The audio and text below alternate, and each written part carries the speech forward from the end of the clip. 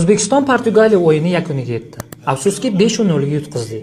Lekin shunga qaramasdan o'yinchilar qodir bo'lishganigacha o'ynab berishdi. Gap so'z bo'lishi mumkin emas. Tajribasizlik pand berdi desam ham bo'ladi. Kuchli raqibga yutqizdi. Lekin bu shunchaki dunyo o'yini. Asosiy muammo shundaki, biz 11 ta yigitni yugurishini g'urur yoki vatan sharafini himoya qilish deb bildik. Haqiqiy g'urur va haqiqiy g'alaba zulmga qarshi turish yoki mazlumga yordam berishda emasmidi? Agarda futbolchilarimiz yutsin deb ro'za tutib, duolar qilishga, ehsonlar qilishga targ'ib qilganchalik, shu 90 daqiqa davomida futbolchilarni kuzatganimizdek diqqat va hayajon bilan ummatni bugungi kundagi dardini kuzatib va u dardiga malham bo'lganimizda Sharqiy Turkistondagi mazlumalarni qutqargan bo'lardi.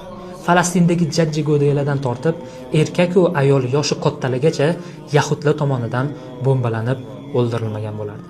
Jahon chempionatiga chiqish bo'lsa, bu dunyoviy muvaffaqiyat xolos. Yutqizganimiz fojia emas. Asl fojia musulmon birodaringiz dardi sizga begona bo'lib qolganidir. Dinimizda chiroyli bir gap bor. Musulmonlar qo'l bilan ko'z kabidir. Qo'l og'risa, ko'z yig'laydi, ko'z yig'lasa, qo'l uni yoshini artadi. Bugun futboldagi mag'lubiyat tufayli ba'zilarimizning ko'zlarimiz yoshlangan va qalbimiz siqilgan. Lekin shu tanani bir qismi bo'lgan boshqa chekkadagi falastinlik, sharqiy turkistonlik, sudanlik birodarlarimiz jonlari og'riyotganda nimaga bizni ko'zlarimiz yoshlanmayapti? Alloh taolo zolimlarga o'zi kifoya qilsin va bizlarni mazlumlarga yordam beruvchilardan qilsin.